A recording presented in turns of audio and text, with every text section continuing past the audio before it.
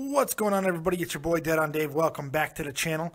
On Tuesday, we did a Raw breakdown, segment by segment, live reaction as I watched it. Of course, not live, but I mean, I watched it and then I watched it on, DVR.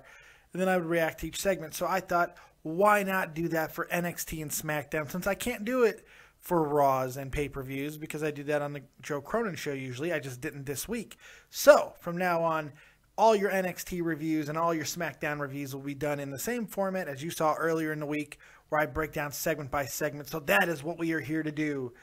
The NXT go-home show, if you want to call it that, for WrestleMania, the final show for NXT before WrestleMania. I'm about to watch, so we're going to go segment by segment and break it down as fresh as a daisy. So let's go ahead and get started, shall we? Okay, about almost 5 minutes in, and we are getting our first match of the night. It was started off with just mainly a recap of last week. So that's what we got. And the night is being dubbed as a night of championships. So it should be a really good show. The first match is the NXT Women's title being defended by Sasha Banks against Alexa Bliss, who is awesome. I really like her a lot, but she looks like a stripper, and she does a lot of stripper moves while entering the ring. Nothing wrong with it, because, she is destined to be the next Kelly Kelly, which is not a bad thing at all, especially for us, and probably not for her, because Kelly Kelly was quite loved within the WWE, and I'm sure she made a lot of money, Miss Barbie Blank. But now it should be interesting, and this should be a really good match. 13 minutes in, fantastic end to a match. A really, really good match between Alexa Bliss and Sasha Banks. They both went for it. There was a lot of offense in it. Alexa Bliss has the ability to do a lot of things that some other divas can't do. I like the fact that most of her moves seem to go into a pinning predicament. I enjoy that. I think she's very athletic. She has a lot of upside. She tends to kind of go into moves when she's being taking offense. Like, she goes with it a little bit too much and it looks forced at times, but that's just a slight nitpick. The match was very good, about 7 minutes long. Sasha Banks once again showing why she is one of the best women's athletes in the absolute world. This was a little bit different of a match for her. She took a beating and she really showed some versatility and the ability to bounce back, and that's a really cool thing to see, because, you want to be able to see matches go a little bit longer, and you want your champion to not only be dominant, but also to be very, to show that ability that they're never out of a match. And Sasha is showing that, and she has all the character in the world too, a lot of charisma, and it's very cool. Match, I give about a 7.5. It was a pretty good match. Could have been a little bit better. I'm not sold on the Banks statement, the submission hold that Sasha uses. It's just a crossface it's a high torque crossface, but she doesn't use anything to get a limb out of the way. She doesn't get the arm. She doesn't trap the arm or nothing. So it seems like it would be a move that's fairly easy to get out of. So that's the one thing. I think she needs to add something to the Banks statement, and it'd be a really effective submission hold.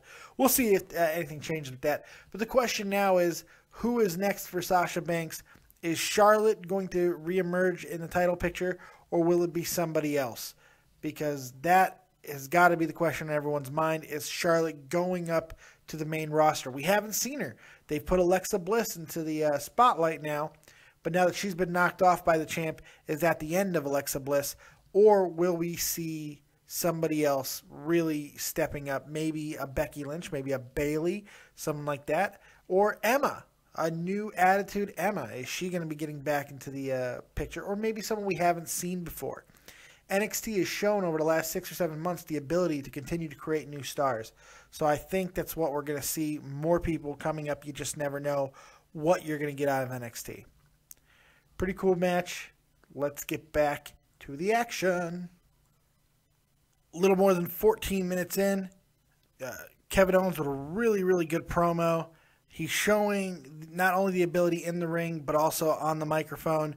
and in backstage vignettes to really captivate a crowd. He's very good. I like what he says. I like what he does. I like his intensity. He might need somebody to talk for him because he doesn't have a lot of personality in his voice, so he might need a handler at some point. And Paul Heyman, anyone? I don't know. He might need a new beast. But here's the problem: he's not a young man, and that's the thing. He's got about 5 years in him where WWE can capitalize. Probably less than that, to be honest, because of his body type. We don't know how long his legs are gonna hold out. I mean, he's already out right now because of knee injury. We don't know how much that's going to affect him in the future. The older you get, you don't lose that weight. That could be a problem. So we'll see if that continues or what the future holds for Kevin Owens. I'm really excited for this match tonight between him and Finn Balor. Should be a really, really good match. So let's get back to it, shall we? 18 minutes in, a couple of backstage promos I want to talk about. First, Bayley and Emma. I was just talking about both of them. They have a really good backstage segment where Emma is trying to convince Bayley she needs to be more aggressive. Bayley, recants it and says, no, the NXT crowd is what got me this. And then Emma waffles her. I mean, absolutely slaps the dog shit out of her. One of the fucking nicest slaps I've seen in a long time. She slapped the shit out of her. And Emma's looking good lately, too. Maybe I'm just attracted to the bad girl. I don't know. Natalia, who I've always thought was kind of meh-ish until now she's like, nah. Now I'm like, oh. Emma, who I thought was goofy and silly and nah. Now she's kind of a bad girl and I have problems. I have issues. But that's okay. That's all right. I like them bad. Anyway, so that was a really cool segment, and I think that foreshadows some stuff, at least the program between those two. So I like that unlike the product in WWE, NXT has the ability to have multiple women's wrestling angles going at the same time, even when it does not include the NXT Women's Championship. That's a good thing. The other promo was Tyler Breeze backstage talking about his victory over Hideous Tommy, and about how he needs to get back on track to get his number one contendership. Hideo comes out and says, you forget, I beat you too. Next week, 2 out of 3 falls match. Me, you. You, me. Now that's almost exactly what he said. I'm not making fun of him. That's just what he said. It was awesome. Oh, there's shaking Brock again. Seizure Brock, as I like to call him. But yeah, there it is. Hideo Tommy, Tyler Breeze, next week, 2 out of 3 falls match. Should be really good because they've had a good series of matches. I like their rivalry. And 2 guys that I don't see being in NXT very much longer. Back to the excitement of NXT. 19 minutes, 40 seconds in, yet another promo. But usually I'm hammering these or I just ignore them. But it was another really good promo. And again, oddly enough, it's about another woman's competitor, Dana Brooke.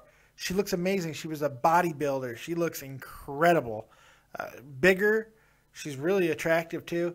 But she looks like she's very athletic and she's got some muscle on her. She could be a force within the women's and Divas division down the road. I like this prospect, and they're kind of hyping her, so that should be pretty cool. We'll see if she has anything in the ring. She looks very athletic. She does flips and cartwheels and all kinds of shit, so we'll see what she has to bring.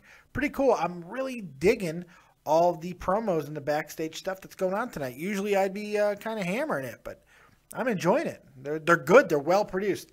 As long as they're good, I don't mind them. So we'll see what NXT has to offer next. Okay. What is 26 minutes in or something like that? Another backstage promo, this time with my boys, Certified G, Enzo Amore and Big Cass, talking to Carmelo, talking about robbing some ice cream or some shit. And then, the tag champs come in, Blake and Cassidy, and Blake and Murphy come in, and they give a present to Carmella. Say they got it from their championship bonus, and it's fantastic. Cass says you should have went to Jared's, bro. It ain't real. And he goes up, and so I'll take you to Zales. I love that shit. This is some middle of the mall stuff. I loved it. Those guys are great.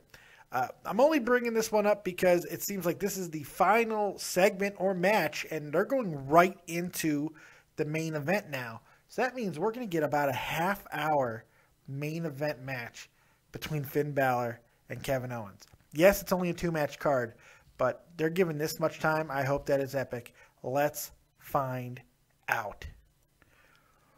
Wow, after 30 minutes of a main event action, holy crap. Look, if you're a fan of just old school type wrestling, you know, like where matches were, even on televised events, were 30 minutes long and just back and forth and just felt like a main event, go watch this match. I think it's very appropriate that this match came out WrestleMania week because there's a possibility, a very good possibility, that this match should have been on WrestleMania. It fit on a WrestleMania type card. That's how good this match was. It may not have been spot fest from beginning to end, but it certainly had the build that you want to see in a match. All the elements of good storytelling in a match you saw between Finn Balor and Kevin Owens, main event NXT for March 25th, 2015. That was a main event it just built to this crescendo, and it did not disappoint.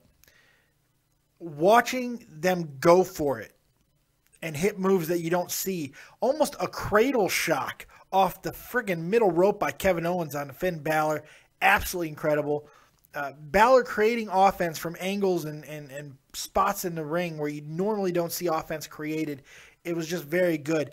And then it comes down to grinding, old school grinding onto a body part. Kevin Owens going after the knee in brutal looking fashion, hitting his cannonball maneuver in the ropes onto the knee itself of Finn Balor. Looked great. Finn Balor so beat up in those legs that he was able to hit his finisher, the coup de grace, the double stomp off the top rope, but his knee was so messed up he couldn't pin. He couldn't make the cover. So by the time he got up, Owens was able to recover himself and then hits him with the pop-up powerbomb for the victory. Fantastic match. The crowd ate it alive. This is a match that if WrestleMania is not good, people are going to point to, and they're going to say, Triple H booked this match. This is the match that Triple H booked. What did Vince book on the grandest stage in the mall? That is what it's going to come down to. I have said before that we are on the verge of a new boom in wrestling. It just might not be the boom that I thought we were getting. If NXT continues to outshine and outperform anything that we're seeing, including the WrestleMania build and WrestleMania itself potentially, then reality is going to start setting in. On Vince, the board of directors, which is now 2 members new on there by the names of Triple H and Stephanie McMahon, things are going to start changing. They have to. If WrestleMania is a dud, which I don't think it can be, you can't lay an egg here. It's one of the worst builds in WrestleMania history. You cannot lay an egg, Vince. You can't do it. Because everybody's putting the blame on you, and they're not wrong for doing it. When we have main events on a 2-match card on NXT, like we just saw, 2 matches, both fantastic, but that main event getting more than a half hour onto an hour-long show. What else is left to say? Fantastic main event, really good NXT this week, a lot of fun, different. This is what's so beautiful about NXT. It's not the same formula every single week. This week they did it with 2 title matches and a bunch of promos and backstage vignettes, and it worked beautifully. Great show. But I want to know what you guys have to say about NXT this week. And if you could book any NXT match for WrestleMania, what would it be? I want to hear. Go ahead and tweet my Twitter. Let me know who you want to see from NXT on the WrestleMania card. Who do you want to see win this tournament to be in the Andre the Giant Memorial Battle Royal? And is it possible that whoever wins also wins the Battle Royal. And if they do, are they coming up to WWE? Are they going to be on Raw? So many questions. We're going to get a lot of answers this week. That's what the reality is. That's the biggest story, is we're going to get a lot of answers to the future of WWE this weekend. It's huge. It's big. We'll see you guys a little bit later on. We got SmackDown review tomorrow. I'll also be doing it in the same format as I did today. Let me know what you guys think. We'll talk to you later. Like, subscribe, and share as always. We're on the road to 1,539 subs now, but we're on that road to 1,000 when we get there. Of course, we will be doing another giveaway bigger than the last one. Bigger than the last one that was won by Dustin M., longtime viewer right here on Dead on Dave Productions. If you want to be a winner just like Dustin M., you make sure you subscribe, like, and share. We'll see you next time. Peace.